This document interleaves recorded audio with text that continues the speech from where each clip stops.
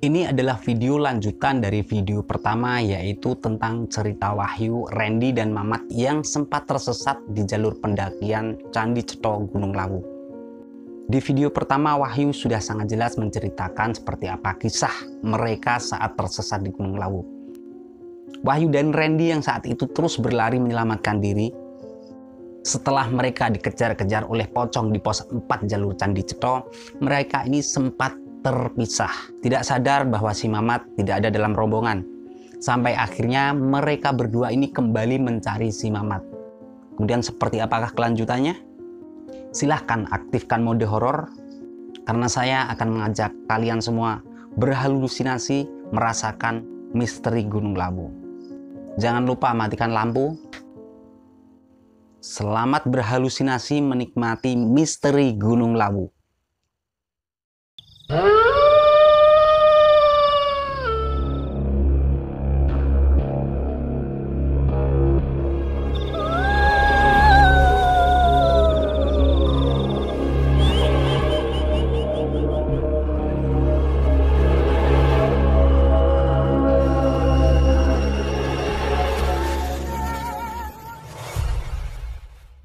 Setelah mereka menemukan Mamat dalam keadaan menangis ketakutan, Wahyu dan Randy pun mengajak Mamat untuk melanjutkan perjalanan. Tidak lama berjalan dalam kegelapan dan jauh dari jalur pendakian, mereka melihat rumah besar dan tinggi yang terbuat dari kayu seperti rumah joglo. Berdiri kokoh di antara rimbunan pohon hutan, dan ada sebuah obor di depan pintu sebagai penerangan. Saat itu mereka sangat merasa lega, karena mereka pikir mereka ini telah sampai di perkampungan warga Karanganyar. Namun karena takut mengganggu si pemilik rumah, mereka pun mengurungkan niatnya untuk mengetuk pintu. Sampai akhirnya mereka ini melanjutkan perjalanan dan mendapatkan sebuah tempat yang layak untuk mendirikan tenda.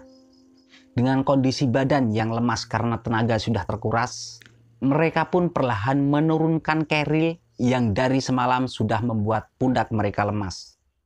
Lagi dan lagi, baru hendak membongkar tas, mereka dikagetkan oleh sosok bola api yang melayang di udara dari arah kejauhan yang semakin mendekat dan mendekat ke arah mereka. Saat itu si Mamat sudah bersiap untuk lari karena ketakutan. Namun kakinya ditahan oleh suara sebuah pertanyaan. Nak, kalian ngapain malam-malam di sini? Saya kira Banaspati, Pak. Sesosok laki-laki setengah tua dengan menggunakan pakaian adat Jawa berikut obor di tangan. Mereka pun akhirnya menceritakan kejadian yang baru saja mereka alami kepada bapak-bapak tersebut. Setelah mendengar cerita dari mereka, akhirnya bapak ini mengajak mereka untuk menginap di rumahnya. Mereka pun menerima tawaran tersebut dan mengikuti bapak-bapak ini ke arah sebuah rumah. Loh, ini kan rumah yang tadi toh, Ren? Bisik Wahyu kepada Randy. Namun si Randy hanya diam dan terus mengikuti bapak-bapak tadi sampai akhirnya berhenti di depan pintu yang terbuat dari papan. Setelah bapak ini tadi mengetuk pintu, keluarlah seorang perempuan yang berpakaian menggunakan kemben dengan tapih jarik berikut selendang yang melingkar di pundaknya dan rambut disanggul mirip seperti pemain film kolosal pada tahun 80-an. Ternyata rumah ini bukan hanya mereka berdua, tapi ada sekitar 10 lebih orang yang ada di dalamnya. Setelah menaruh obor, bapak ini langsung masuk rumah. Beliau menghadap seorang laki-laki tua bertubuh kekar yang duduk di atas kursi yang lebih tinggi dari yang lainnya.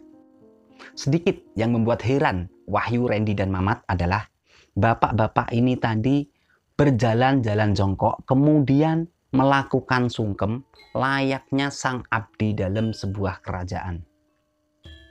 Tanpa pikir panjang, mereka pun mengikuti apa yang sudah dicontohkan oleh bapak-bapak ini tadi. Mereka ikut berjalan jongkok dan melakukan sungkem. Usai sungkeman, suasana menjadi hening sejenak yang kemudian dipecahkan oleh suara pertanyaan yang datang dari sosok laki-laki tua yang duduk di kursi tinggi tadi. Kalian dari mana, Ger? Tujuan kalian ke Gunung Lawu ini apa?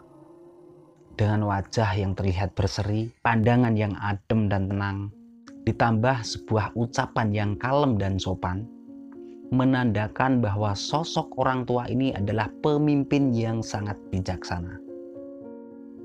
Saat itu Randy pun menjawab, "Kami dari Madiun, Mbah. Tujuan kami ke Gunung Lawu ini ya mencari senang, karena hobi kami ini adalah mendaki gunung." Apa tidak ada tujuan lain?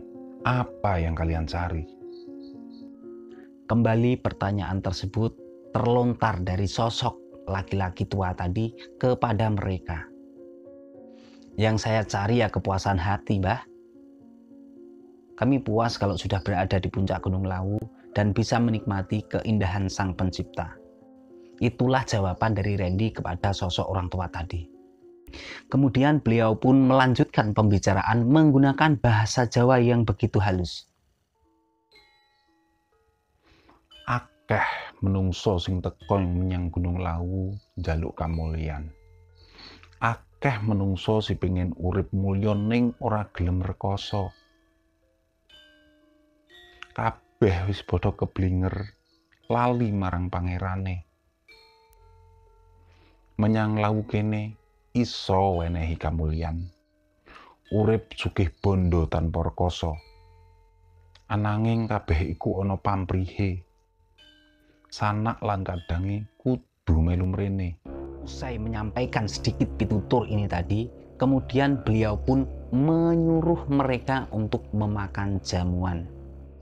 Lagi dan lagi di sini mereka sedikit tercengang, karena hampir semua makanan yang dihidangkan, satupun makanan di situ tidak ada yang digoreng. Ditambah lagi piring dan gelas yang membuat mereka ingat dengan film di zaman penjajahan. Piring yang terbuat dari tanah dan air minum yang ditaruh pada gelas yang terbuat dari bambu potongan. Setelah melaksanakan sholat Isya, mereka pun beranjak untuk istirahat. Namun sebelum memejamkan mata, si Wahyu ini sempat bertanya kepada si Mamat, "Jam berapa ini, Mat?" "Jam 3 yuk, lumayanlah buat istirahat." Hingga akhirnya mereka pun terlelap di dalam rumah besar tersebut. "Dek, bangun dek, bangun." Suara seorang laki-laki membangunkan Wahyu, Randy, dan Mamat. Namun saat Wahyu membuka mata, dia kaget. Karena ternyata dia ini tidur di atas batu besar yang di sekelilingnya itu banyak sesaji dan dupa.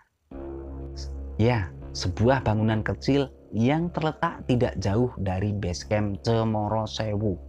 Sebuah bangunan punden yang terletak di sebelah kanan jalur pendakian Cemoro Sewu. Dan yang membangunkan mereka adalah sesosok laki-laki yang disebut Mbah Sarju. Sesosok laki-laki yang sudah lama menjadi juru kunci di punden Gunung Lawu. "Dek, kalian kok bisa tidur di sini sedangkan pintunya saya kunci dan kuncinya saya yang pegang?" Wahyu, Randy, dan Mamat kian menjadi bingung.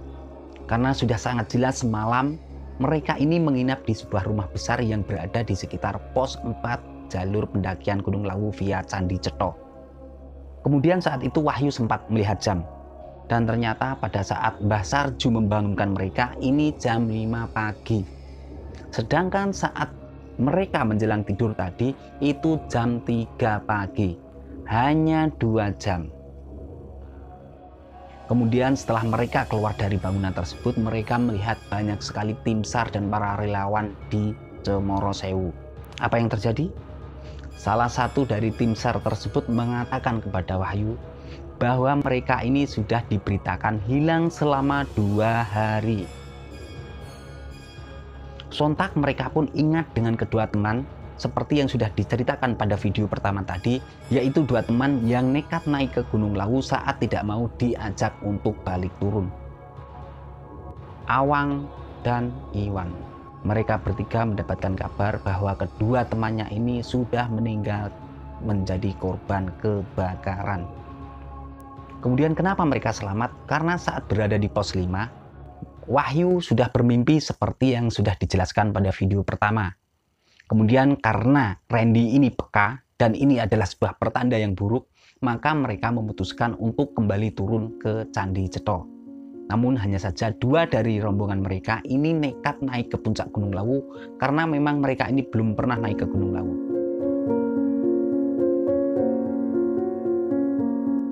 Ya, itulah tadi sedikit cerita yang dialami oleh teman saya yaitu Wahyu, pendaki asal Madiun, yang saat dia ini melakukan pendakian pada tahun 2015 lalu. Jadi ternyata Wahyu, Randy, dan Mamat ini adalah merupakan bagian pendaki yang selamat dari kebakaran Gunung Lawu. Kemudian untuk kedua temannya yang menjadi korban ini berasal dari Ngawi. Kita doakan semoga kedua korban ini mendapatkan tempat yang layak di sisinya. Amin amin ya robbal alamin. Saya Kang Zi, sampai bertemu kembali di cerita mistis Gunung Lawu berikutnya.